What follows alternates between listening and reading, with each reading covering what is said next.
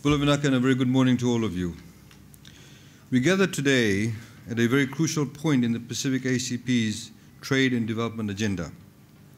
I would like to thank you all for your presence here, and on behalf of the Fijian government and on behalf of the Fijian people, welcome you to Fiji, and it is our great pleasure to host you here at this Trade Ministers meeting. This is the first time Fiji has hosted such a high-level meeting in almost 5 years, and I'm happy to welcome you all back to our shores. Honourable Ministers, over the next 2 days, our task is to discuss a number of issues that will set the course for the future of the Pacific ACP. The matter of highest priority is our negotiations for a Comprehensive Economic Partnership Agreement, or EPA, with the European Union. Such an EPA would secure and define the Pacific ACP's trade and development relationship with one of the world's largest market and a powerful economic bloc. As a group, we have been negotiating this EPA for 10 long years. Now that we are finally approaching the conclusion of these negotiations, it is crucial, more than ever before, that we continue to work together as a single region to conclude a favorable agreement with the EU. Because if we ask ourselves the question, can we tolerate further extensions to the negotiations, our answer surely must be no. Honourable Ministers, I don't think you need any reminding that the region does not have the time nor the resources to allow the negotiations to drag on. We must make the European Union realize that we are serious about finalizing a comprehensive EPA. Our commitment is evident. Pacific ACP countries have submitted their market access offers and have provided all the feedback sought by the European Union. However, unfortunately, this commitment has not been echoed by the Europeans. They have not been forthcoming with their responses to these submissions and seem unwilling or unable to match our drive. Rather than acknowledging the considerable progress we have made, the EU continues to make demands that we believe are counterproductive at this late stage in the negotiations. Honourable Ministers, the message out of all of this is simple.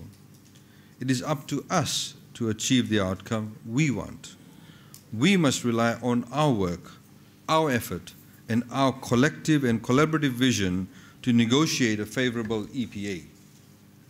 Because a comprehensive EPA is the future, there is no alternative available to carry the Pacific ACP-EU trade and development relationship forward. Without a comprehensive EPA, all Pacific ACP countries would risk their trade relations with the EU, which is especially important in the case of our fisheries. It's as simple as that.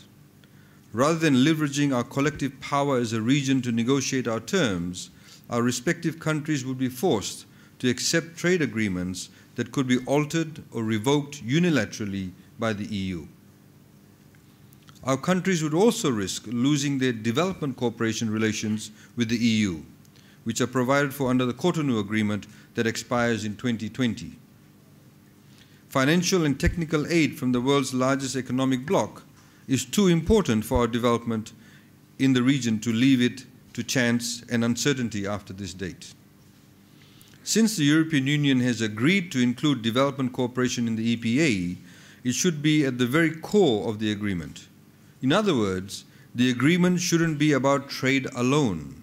EPA needs to be a vehicle for sustainable development for the Pacific, to enable the region to best utilize its resources to attract onshore investment, encourage value addition, and drive up exports.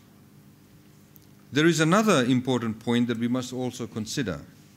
A comprehensive EPA would represent this region's first partnership with a trading bloc of developed nations. If it is done right, it would set a favorable precedent for other trade agreements in the region, such as the PACP agreement with Australia and New Zealand, as well as subsequent agreements that could be negotiated by the Pacific ACP states.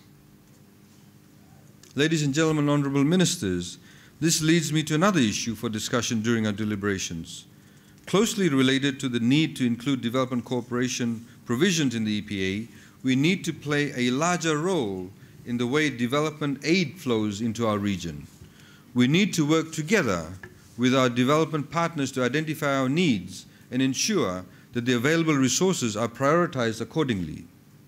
It is important that the Pacific Trade for Aid strategy is in place to help define our long-term trade and infrastructure needs. However, the strategy is not enough in itself. The Pacific Regional Trade and Development Facility, or PRTDF, which has already been endorsed by us, the trade ministers, provides the best mechanisms for us as a region to identify our own development needs. We cannot let others determine these needs and priorities. We need to finalize the Memorandum of Understanding on this facility immediately to show the EU that we have an institution in place that is developed by the Pacific for the Pacific, to be managed by the Pacific. Ladies and gentlemen, as I alluded to earlier on, fish is an especially important export for Pacific ACP states. So it is worth returning to the EPA for a moment to discuss the global sourcing provisions for fresh, frozen, and chilled fish and the fisheries chapter. These are absolutely key components of a development-friendly and balanced agreement. Through global sourcing for the fisheries industry, the region will be able to pool its resources and enter into joint ventures to attract onshore investment and develop infrastructure. This will allow all the countries of our region to share the benefits of our fisheries more equally.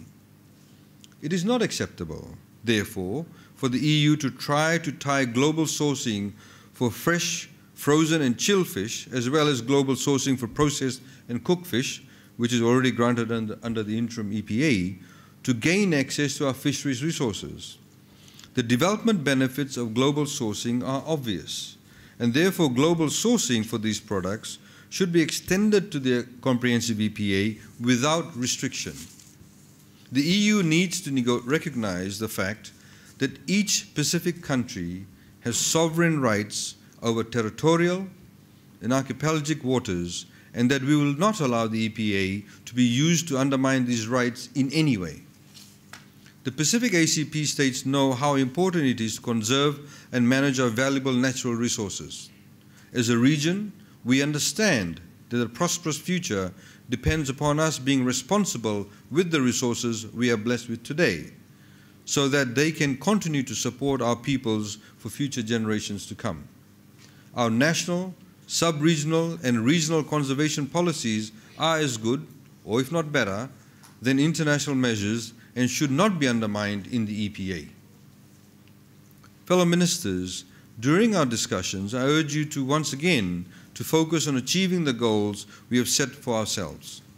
In terms of the EPA, we must keep in mind that the next round of Pacific ACP EU technical negotiations in Brussels is in June, and that would be the last, could be the last, I should say.